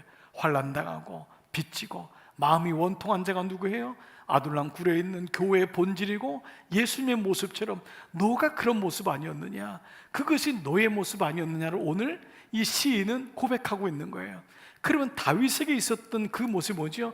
다윗은 왕이 되어도 회개할 수 있었던 게 뭐냐면, 나는 본질적으로 가난한 자요, 궁핍한 자요, 고아요, 나는 환난당한 자요, 빚진 자요, 나는 마음이 원통한 자라고 하는 자기를 볼 줄 아는 눈이 생긴 거예요.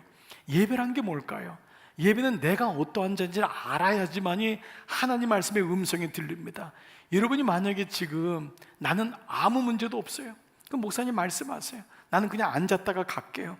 여러분, 이분에게는 말씀이 들리지 않습니다. 내가 어느 자리에 가야 됩니까? 내가 환난당한 자요, 내가 빚진 자요, 내가 마음이 상한 자라는 것을 인식할 때, 그것이 내 환경하고 관계없어요. 내 자녀 잘 되는 거 관계없어요. 본질적으로 내가 그러한 자임을, 그래서 하나님이 필요한 자임을 고백하게 될 때 그 말씀이 들려지는 거예요. 어느 자녀가 부모의 말씀을 들을까요? 무겁게 여길까요? 자녀의 자리에 있어야지만 부모 얘기가 들립니다. 자녀가 부모 머리 꼭대기에 있는데 아무리 부모가 얘기 안 될 잔소리밖에 더 합니까? 그러니까 뭘 합니까? 잔소리 그만하세요. 그놈은 이미 부모의 머리 위에 올라가 있는 것입니다. 부모가 아무리 못 배우고 아무리 부모가 어렵고 부모가 모르는 것 같아도요, 자녀가 부모 밑에 앉아 있으면 부모로부터 은혜를 받는 거예요. 저는 어제 우리 최 목사님하고 교구에 있는 한 분, 이제 90세 거의 89세신데 우리 교회 원로 권사님이에요. 마지막 farewell 서비스, 임종 예배를 드렸어요. 임종이라 하니까 우리 자녀들이 또 너무 슬퍼서 이별 예배, 마지막 이제 곡기를 끊으시고 이제 오늘 내일이면 주님 부르심 받는데, 그래도 정신이 있을 때 온 자녀가 모였는데 5남매와 손주들이 다 모였어요. 깜짝 놀랐어요. 외국에서 오고 있는 2명 빼놓고 다 모였대요. 할아버지가 지금 이제 하나님 앞에 가기 며칠 전인데 우리 모여서 목사님 모셔서 이별 예배 드리자, 다 모인 거예요. 저는 그렇게 많이 모인 예배를 처음 봤어요. 임종 예배를. 너무 감사한 거예요. 돌아가셨다는 소식 듣고 온 것이 아니라. 그런데 거기서 이 할아버지 이제 권사님하고 제가 옆에서 권사님 이렇게 머리도 부축해드리고, 권사님 보시죠. 그리고 마지막에 예배를 다 드린 다음에 성찬도 하고 다 허가하게 했어요.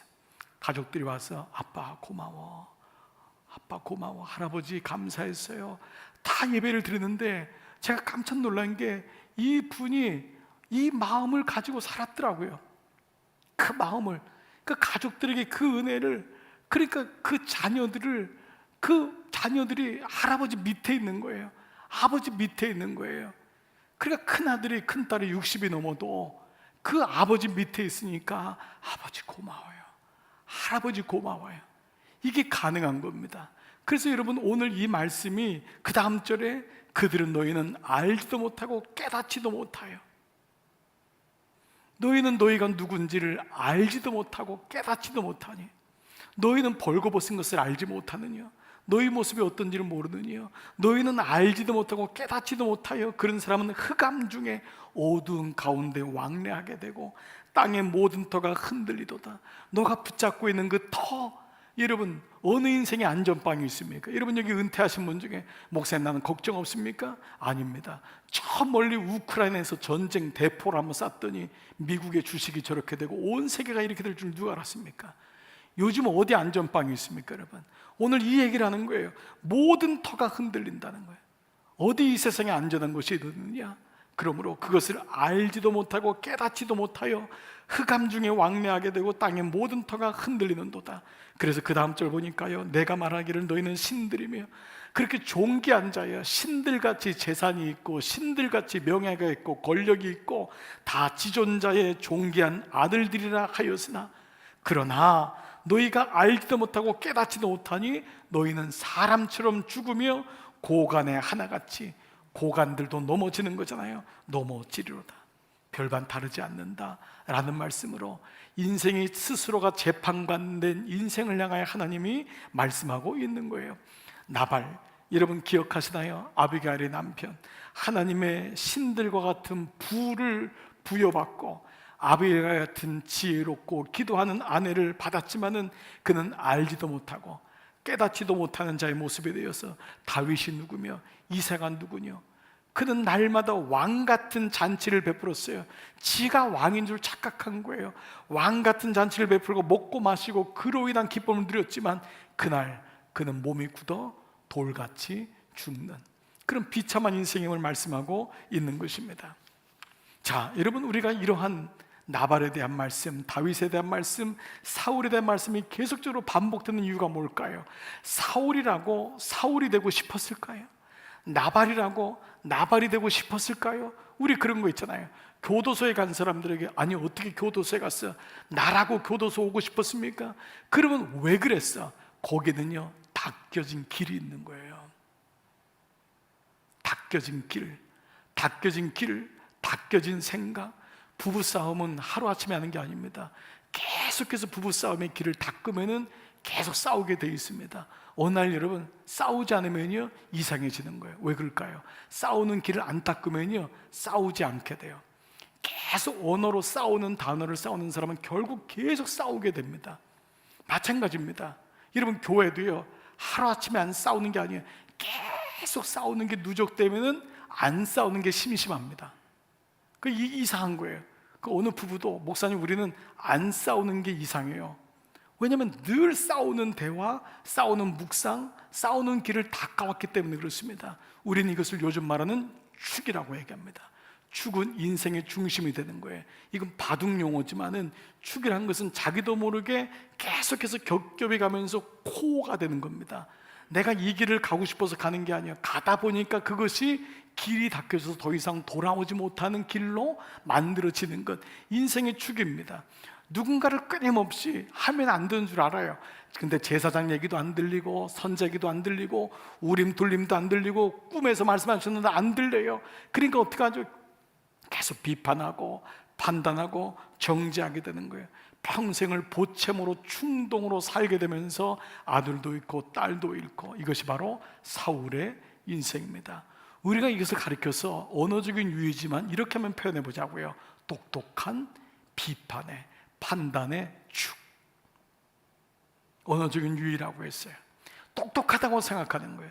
누가 봐도 그 사람 판단도 똑똑하게 하고 누가 봐도 머리도 좋고, 근데 그 사람은 믿음이 좋다고는 얘기하지 않는다고요. 그러니까 자기도 모르게 똑똑하다고 생각했던 판단의 축이 결국은 자기를 삼키는 거예요.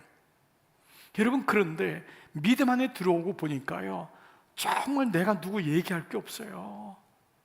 어느 날 그렇게 신나게 누군가에 대해서 폄하하고 누군가를 비판했는데 가만히 그날 밤 나를 보니까 기가 막힌 거예요. 이야, 내가 오늘 전화를 몇 시간 하면서 그 사람을 씹었는데 어떻게 그래? 권사님만 알고 있어요. 어떻게 그럴 수가 있어요? 웃지도 않네요, 여러분. 네. 꼭 집사님만 알라 그러잖아요. 권사님 어떻게 그럴 수가 있어요? 목사님이 어떻게 이렇게 결정을 하실 수가 있어요? 어떻게 저러면 안 되시는데. 지금 뭐 내 얘기하는 것 같아요, 막. 그런데 그날 밤 돌아서서 가만 앉아 보세요, 여러분. 내가 무슨 축이 있다고, 내가 무슨 중심이 있다고. 사실은 내 모습을 보게 되는 거예요. 이게 사실 사울이에요. 근데 또 다시 다음 날 아침에는 또 전화하는 거예요. 이게 여러분 왜 끊어지지 않을까요? 이거를 말씀으로 자기 내면을 보지 않으면 계속 반복적인 인생을 살게 되는 거예요. 그런데요, 바보 같은 사람 하나를 소개시켜 줄게요. 아버지에게 아들 취급도 받지 못한 인간이 있어요. 아버지에게 아들 하는데 소개도 안 시켜요. 형들에게 인정받지도 못해요. 근데 이 바보 같은 아들은 그냥 묵묵히 양똥만 치고 있네요. 골리앗이라는 거인을 모두 다 도망갔는데, 그거 다 도망가니까 놈의 마음이 욱해가지고 가가지고 어떻게 이겼는데, 그 대가가 13년의 광야 생활이에요. 근데 이 바보 같은 사람은 13년 광야 생활하면서 불평하질 않아요. 불평해야 되잖아요. 하나님 어떻게 이룰 수 있냐고 얘기해야 되는데 불평하잖아요. 자기를 따라온 아둘람 도망간 거예요. 그랬더니만 자기도 힘들어 죽겠는데 환난 받고 빚지고 마음이 온통한 400명이 따라온 거예요. 그 400명하고 같이 사네. 이런 바보가 어디 있어요? 근데 어느 날 아둘람 동굴 굴속을 도망다녔는데 그렇게 자기를 따라오는 원수가 자기 코앞에 있는 거예요. 사람들이 이때입니다, 죽이십시오 라고 했는 이 바보는 옷만 베고도 떨려가지고 2번이나 죽이지 못하는 이 바보가 어디 있어요? 블레셋 아기스 왕의 망명 가가지고 그 앞에 불신자 앞에서 1년 4개월 동안 얹혀 사는 걸로 인해 말 한마디 못하고 바보같이 살다가 오는 이 바보 말이에요. 그리고 전리품 승리했다고 전리품 이겼더니 600명 같이 해서 전쟁하는데 200명은 못 따라간다고 하는데 그 200명까지 똑같이 전리품을 나눠주는 이 바보, 산수도 못하는 이 바보가 어디 있어요? 그런 중에 이거 200명한테 주면 안 된다고 불량한 사람이 하니까 그 사람을 그래서 나하고 생각이 다른데 나의 형제요. 이런 바보가 어디 있습니까? 게다가 유다 땅에 12지파에 탐탁치 못하게 보는 12장로가 있는데 그들에게까지 바리바리 물건 다 싸가지고 보내주는 이 바보가 어디 있어요? 전쟁터에 나가야 되는데 한시가 급한데 애굽에서 주인에게 버림받았다고 하는 소년 하나가 오니까 걔한테 포도 주고 떡 주면서 챙겨주는 이런 바보가 어디 있어요? 이게 누구예요? 다윗이거든. 이게 다윗이거든요. 그래서 우리는 이 말씀을 어휘적인 걸로, 언어적인 걸로 보면 바보 같은 떨림의 축, 이게 다윗에게 있었던 거예요. 참 이게 놀라운 겁니다. 겉으로 보면은 전혀 누가 봐도 다윗이 잘한 거 별로 없는 것 같은데 다윗에게는 바보 같은 떨림의 축이 있었던 거예요.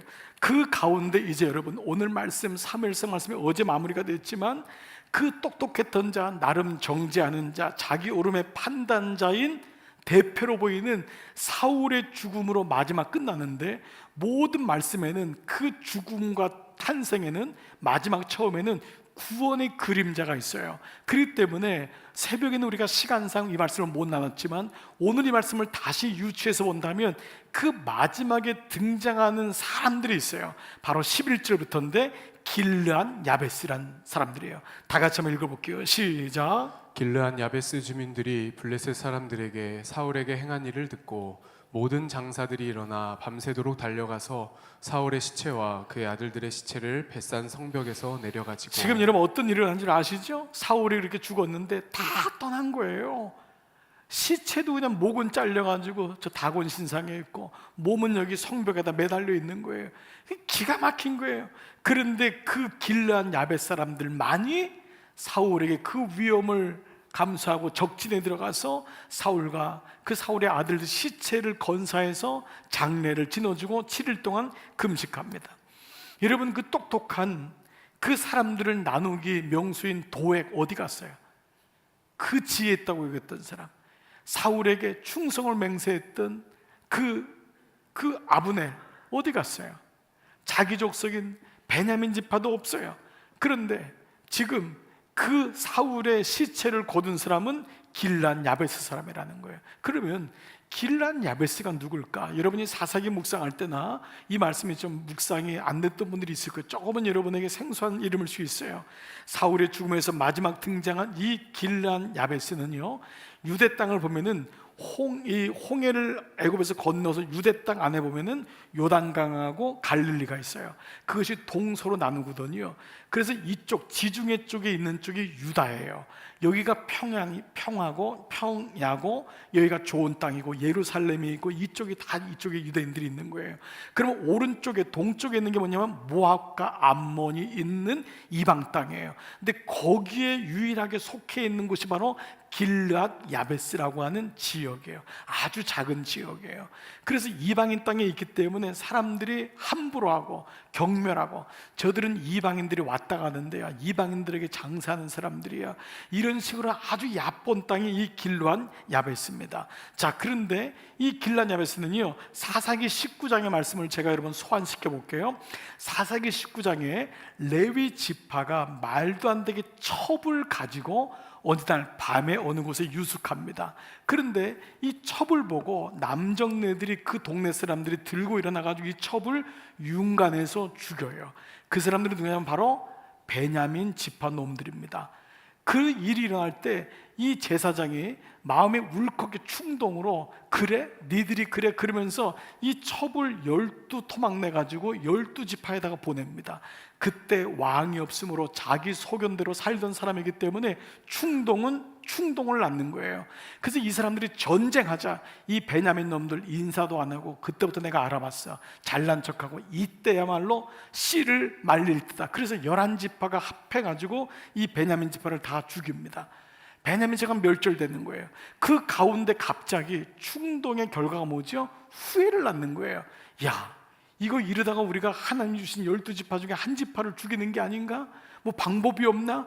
그래서 그들이 머리를 짜는 게 뭐냐면 바로 이쪽 지역이 아니라 이쪽에 있는 길르앗 야베스, 모압 땅, 이방 땅에 붙어있는 그 백성은 어차피 우리 백성 같지도 않으니까 얘네들을 희생물로 삼자, 얘네 다 죽이고 여자들을 베냐민 지파로 보내서 씨를 잊게 하자, 가문을 잊게 하자 결의하고 그렇게 합니다. 그래서 길르앗 야베스가요 거의 멸절되고 여인들을 바로 베냐민 지파로 보내서 베냐민 지파가 살아나는데, 그 베냐민 지파의 수장이 사울인 거예요. 그러니까 사울이 오기까지는 길르앗 야베스 같이 약하디 짝이 없고, 누가 뭐라 해도 가서 끌려다니고 여인들 끌려가고 죽이라 하면 죽고, 바로 그 나라가, 그 지역이 바로 길르앗 야베스였던 거예요. 그런데 시간이 흘러서요, 이 사울이 왕이 됩니다. 사무엘이 왕으로 기름 붓고 사람들 앞에 공포하는데 웬일이에요? 사람들이 뜨뜻한 거예요. 이 비주류들이 들고 일어선 거예요. 아니, 사울 말고 다른 사람 없냐고. 일은 이제 고참에 사무엘도 뜨끔한 거예요. 이걸 어떡하나 하고 있는데, 그때 마침 암몬 족속, 이 암몬 족속의 나이스 왕이 이 군대를 이끌고 어디로 오냐? 길르앗 야베스로 온 거예요. 길르앗 야베스를 점령하고 유대 백성들을 향해서 저주를 퍼붓는 거예요. 그때 마침 그리스 사울이 그 길르앗 야베스를 도와줍니다. 그러나 사실은 역사적으로 보면 이 타이밍을 얻은 거예요. 길르앗 야베스를 침으로 인해서 백성들의 마음이 바뀝니다. 사무엘도 사울을 인정하게 되는 거예요. 자, 이런 사건을 보면은 길르앗 야베스는 이스라엘 백성이나 사울에게는 다 뭐죠? 보은의 대상인 거예요. 자, 이런 말씀의 맥락을 보자고요. 그런데 사울이 죽자 그 옆에 있던 사람들은 다 도망가는데, 이 바보같이 그렇게 유린당하고 이용당하고 버림받았던 길르앗 야베스 사람들이 목숨을 걸고 블레셋 속에 있는 사울을 찾아가는 거예요. 시체를 찾아가는 거예요. 여러분, 이 말씀을 가만히 보세요. 누가 보이죠? 지금 사무엘상의 마지막이 이렇게 끝나면서 사무엘 하가 이어지는 게 길르앗 야베스입니다. 이 소식을 다윗이 들어요. 길르앗 야베스의 소식을. 자, 그 말씀 한번 볼게요. 다 같이 한번 읽을게요. 시작. 어떤 사람이 다윗에게 말하여 이르되 사울을 장사한 사람은 길르앗 야베스 사람들이니이다 하매, 다윗이 길르앗 야베스 사람들에게 전령을 보내 그들에게 이르되 너희가 너희 주 사울에게 이처럼 은혜를 베풀어 그를 장사하였으니 여호와께 복을 받을지어다. 다 같이요. 너희가 이 일을 하였으니 이제 여호와께서 은혜와 진리로 너에게 베푸시기를 원하고 나도 이 선한 일을 너에게 갚으리라. 이것이 사무엘 하를 또다시 시작하는 길란 야베스라는 단어예요. 길란 야베스는 어떤 사람이죠? 그들은 약한 자요, 유린당한 자요, 사람들에게 사용받은 자요, 아무 관심조차도 받지 않는 작은 자였어요. 바로 환난당하고 빚지고 마음이 원통한 자인 예수 그리스도의 그림자임을 보게 돼요. 오늘 이 말씀을 우리가 읽는 대목이 바로 이 대목입니다. 이사야서에서는 예수님 말 타고 오시는 예수님, 유대 왕국처럼 강력한 사울의 말을 타고 오는 예수님으로 그릴 줄 아는데, 거기에 대한 말씀이 이사야 53장 2절, 그는 주 앞에서 자라나기를 연한 순 같고, 그분이 어떤 분이냐? 연한 순 같고 그냥 손으로 꺾어도 꺾이는 분이고, 마른 땅, 축축한 좋은 땅이 아닌 그 황토 땅 광야에서 나온 줄기 같아서 고운 모양도 없고 풍채도 없은즉 우리의 보기에 흠모할 만한 아름다운 것이 없도다. 자, 여러분, 오늘 이 말씀 마무리해 볼게요. 우리가 알지도 못하고 깨닫지도 못하는 자가 있습니다. 우리가 모든 것을 판단하고, 우리의 신앙도 마찬가지예요. 어떤 신앙이 이런 거야, 믿음이 이런 거야.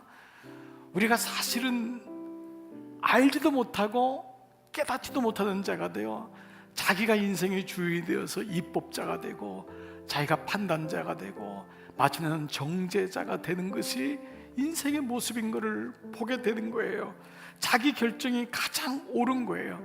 그러니까 말씀이 안 보이고 안 들리고 그게 안 되는 거예요. 어느 날 인생 속에서 하나님이 보이니까 내가 어떤 자인지를 보게 되는 거예요. 길란 야베스 같은 사람은 바보 같은 사람이에요.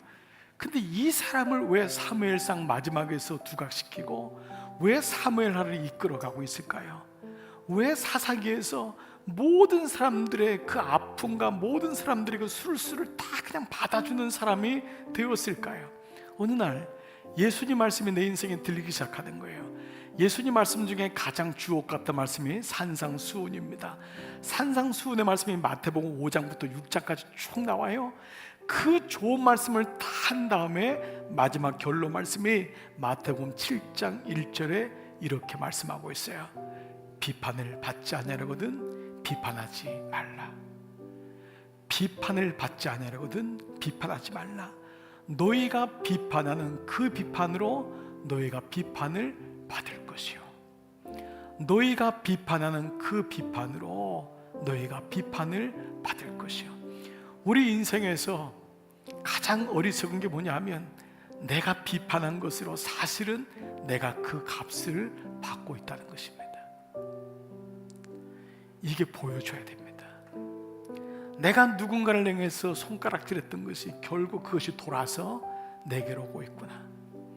말씀이 들리지도 않고 깨달아지지도 않으니까 원죄를 가지고 살아가는 거예요. 그리고 이 밤에는 그러지 말아야지. 아휴, 한심하다. 다음 날 아침에 또다시 전화를 들고 또 누군가를 비판하는 그 삶이 우리 삶의 축이 되어서 나도 모르게 다윗의 축이 아닌 똑똑한 비판의 축이 내 인생 속에 들어온 거예요. 그러나 이것은 여러분 겉모습으로는 여러분 알 수가 없습니다. 여러분만이 여러분의 축이 무엇인지를 알게 됩니다. 여러분 축에는 어떤 축이 있는지를 한번 봐보세요. 그런데 놀랍게도 그 다음 말씀 봐보세요. 그런데 너희가 헤아리는 그 헤아림으로, 여기 소망이 있는 거예요. 이것이 예수님의 은혜 아닙니까? 예수님도 우리에게 나도 너를 정하지 아니하노니 너희가 헤아리는 그 헤아림으로 너희가 헤아림으로 받을 것이라. 우리가 어느 순간에 그를 헤아려 준 거예요. 그를 이해해 준 거예요. 어느 순간 저는 이 말씀이 묵상되면서 내 인생에 잘한 건 없는데 잘된 게 그나마 있는 내 인생을 돌아보니까 후대한 게 내가 어떤 것을 판단을 잘하고 내가 어떤 것을 탁월해서가 아니었어요.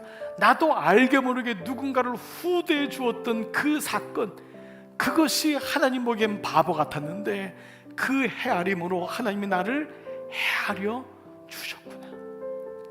그 헤아림으로 나를 헤아려 주신 거예요. 원수로 원수 갚지 않고 그렇게 악으로 대했는데 나는 그를 위해서 축복해줬고 바보 같았던 거예요. 어느 날 그것이 내 삶에 오더라고요. 제가 어느 날 아내가 저한테 그러는 거예요. 목사님 은사가 있대요. 목사님 그렇게 당한 사람에게 기억이 안 나냐고. 난 기억이 안 나요. 근데 그게 제 조상적부터가 아니에요. 우리 집은 원수 갚는 가정이었거든요. 그런데 어느 날 하나님의 은혜가 훨씬 큼을 깨닫게 되면서 그것이 내 삶에서 기억이 나지 않더라고요. 오히려 내가 하나님의 은혜로 했지 뭐. 그렇게 힘들게 했던 사람 별로 그렇게 마음에 상처가 안 돼요. 자꾸 잊혀져요. 돌아보니까 그거는 저에게 주신 하나님의 은혜였어요. 그리고 그 은혜는 자연스럽게 되는 것도 아니었어요.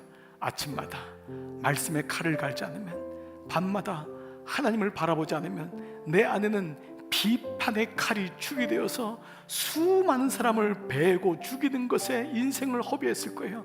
저희 아버지는 그렇게 살았거든요. 정치하신다고, 기업하신다고. 저희 어머니도 그 길로 갈 뻔했거든요. 그런데 예수 믿으면서 지난 시간이 해석이 되고 이것이 하나님의 구원의 재료구나 깨닫게 되면서부터 그는 바보 같은 떨림의 축으로 바뀌기 시작했어요. 하나님이 갚으신다, 하나님이 도우신다, 하나님이 함께 하신다. 오늘 이 인생에게 오는 이 말씀, 이게 2%였구나. 근데 오늘 31장의 그 마지막 말씀 13절, 그의 뼈를, 사울의 뼈를 가져다가 야베스 에셀나무 아래에 장사하고 7일 동안 금식하더라. 그의 시신은 야베스 땅, 그가 그렇게 사람들이 깔보고 그렇게 함부로 했던 그 땅에 가서 안식되었고, 에셀나무는 보통 상수리나무, 변함이 없이 4계절 동안 광야에서 그늘을 제공하는 유일한 나무. 그래서 에셀이란 뜻은 영원하신 하나님이 다스리신다, 영원하신 하나님이 다스리신다. 그 파란만장한 사울의 보챔의 인생이 마침내 영원하신 하나님의 다스리신 가운데 멈추게 됩니다. 오늘 이것이 사무엘상의 마지막 말씀이 되고 그분만이 재판하시느니라, 그분만이 판단하시느니라. 여러분 주님의 일을 하다가 혹은 자녀를 기르다가 살면서 너무 마음이 맞질 않거나 불쑥불쑥 그 사람이 미워지고 때로 마음에 비난이 되고 비판이 되고 정죄까지 갈 때가 있지 않습니까? 왜 저렇게 나 맞질 않지? 왜 이렇게 힘들지? 그 마음이 올 때마다 이것이 죄가 되지 않으려면 그때마다 하나님을 잠시 바라보세요. 호흡을 멈춰보세요. 그리고 그때마다 하나님이 나에게 어떻게 하셨는지를 생각해 보세요. 하나님이 나를 비난하지 않으셨어요. 하나님이 나를 비판하지 않으셨어요. 나도 너를 정죄치 아니하노니. 그래서 우리가 오늘 예배를 드릴 수 있는 것입니다. 하나님이 우리의 죄를 까발리고 정죄했으면 우리가 어떻게 예배를 드릴 수가 있습니까? 그런데 하나님이 우리를 안아주시고 죄 없다 하시니 우리 스스로가 성령의 감동으로 죄가 발견되고, 아, 주님, 내가 그러한 자였군요 라는 것을 알게 되는 것입니다. 오늘 말씀처럼 에셀나무 밑에서 여러분의 마음을 장사지내 보십시오. 여러분의 쫓기는 마음, 여러분의 옳고 그름을 가르는 마음, 여러분의 보챔의 마음, 그리고 그 가운데 일주일 동안 금식하며 기도해 보십시오. 오늘 이 말씀처럼 여러분 삶에 이제는 알지도 못하고 깨닫지도 못하는 자가 아니라 이제는 내가 아는 자가 되었습니다. 이제는 내가 깨닫는 자가 되었습니다.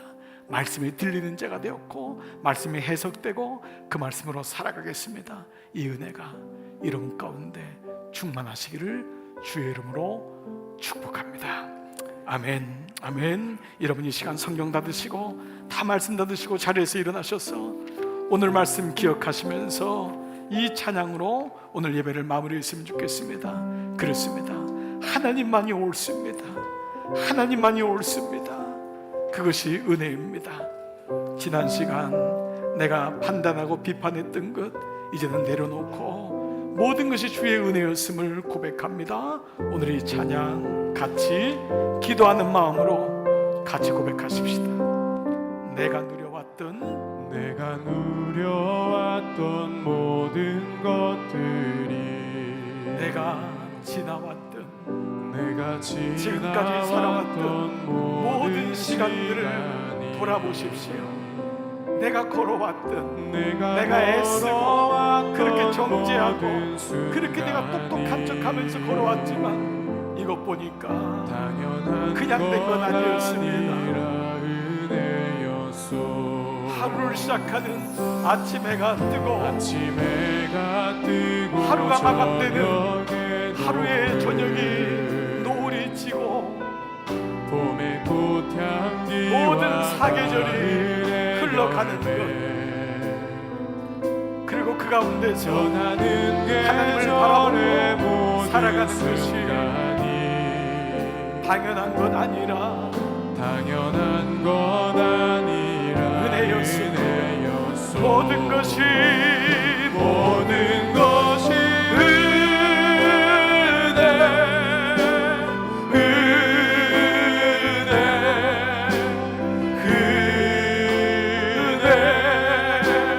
한없는 은혜, 내 삶에 당연한 건 하나도 없었던 것을, 모든 것이 은혜였소. 내가 이 땅에 태어난 것도 내가 왜 왔는지 모를 때가 많았는데, 내가 어린 시절에 그 상처를 받고 지금까지 온 것도 돌아보니까 하루하루 숨을 쉬고 소망을 갖게 하는 이 모든 삶이 당연한 것 아니었습니다. 하나님이 거둬주시는 그 떨림의 은혜 때문이었습니다. 이제는 내가 하나님의 자녀가 되어 내가 오늘 주님을 찬양하고 예배하게 되었습니다. 이제는 내가 그 복음을 가지고 가정과 자녀들에게 그 말씀을 나누는 자가 된 것, 이것 또한 그냥 된 것이 아니라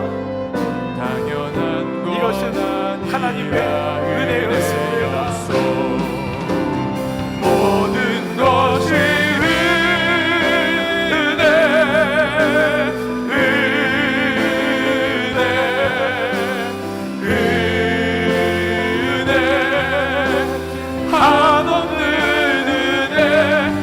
삶에 당연한 것 하나도 없었던 것을, 모든 것이 은혜. 우리 한번 겸손히, 우리 한번 손 들거나 가슴에 손을 얹고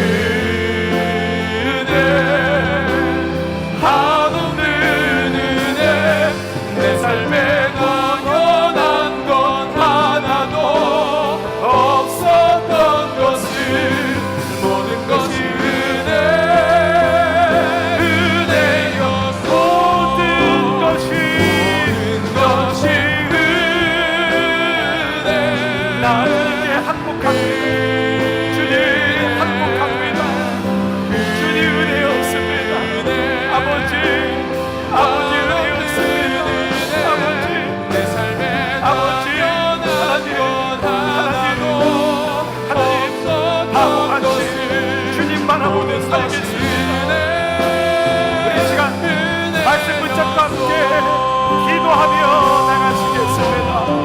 살아계신 아버지 감사합니다. 아버지 오늘 내가 알았습니다. 내가 깨달았습니다. 인생은 비판의 축으로 살아가는 것이 아니라 은혜의 축으로 살아감을, 떨림의 축으로 살아감을 내가 은혜 받았기에 지금까지 왔습니다. 주님, 나의 인생이 아닌 하나님의 은혜입니다. 아버지 이것이 들려지니, 이것이 알려지니 왜 은혜입니까? 왜 사랑입니까? 주의 말씀이 들려지고 주의 은혜가 들려져 주님을 바라보게 됩니다. 자비로우신 아버지 다윗같이 하나님의 계보가, 하나님의 구원의 역사가 이루어지게 하여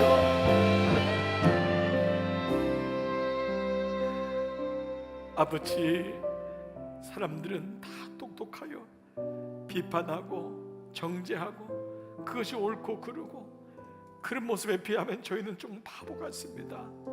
정말 가만 보니까, 하나님 돌아와서 보니까 어떻게 왔는지, 어떻게 여기까지 왔는지, 때로 하나님 내 모습이 길르앗 야베스 같아서 고난받는데도 말도 못하고, 그렇게 뺏겼는데도 얘기 한번 못하고, 그렇게 수치를 당했는데도 그냥 올 수밖에 없는 인생이 우리의 인생이었는데, 길르앗 야베스가 그 어두운 밤을 뚫고 그 가서 사울의 시신을 가져다가 장사 지내고 하나님, 영원하신 하나님이 다스리신다고 하는 그 나무 밑에다가, 상수리 나무 밑에 그를 묻고 7일 동안 금식하며 아파했던 모습이 사람들에게는 바보같이 보이지만은 이것이 하나님의 은혜임을 다시 한번 깨닫습니다.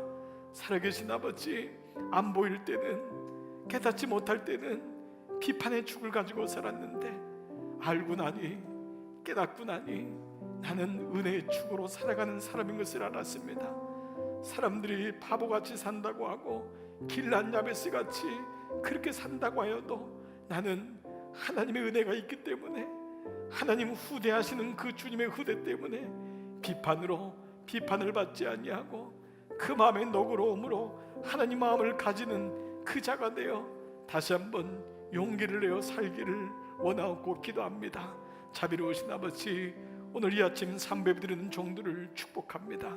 하나님, 종들에게 이제는 하나님 비판의 축이 아닌 하나님 말씀의 축, 은혜의 축, 떨림의 축이 생겨 하나님을 예배하고 하나님 중심되는 인생으로 다시 한번 기회를 허락하여 주시옵소서. 우리 가정은 하나님 믿는 가정입니다. 나는 주님의 자녀입니다. 이 마음으로 종들을 파송합니다. 이번 한 주간도 수 없는 이 땅에 공격이 오더라도 하나님 말씀이 묵상되고 그 말씀 앞에 나를 돌아보고 하나님을 보는 귀한 종들로 인도하여 주시옵소서. 감사하오며 이제는 성부와 성자와 성령의 은총이 머릿속의 모든 종들을 위해 이제로부터 영원토록 함께 하시기를 간절히 축원하옵나이다.